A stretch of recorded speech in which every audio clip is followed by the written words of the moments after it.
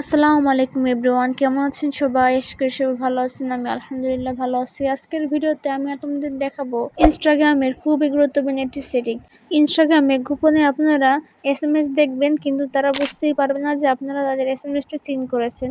তো চলুন সম্পূর্ণ প্রসেসটি আমি আপনাদেরকে স্ক্রিনে গিয়ে দেখিয়ে দিচ্ছি।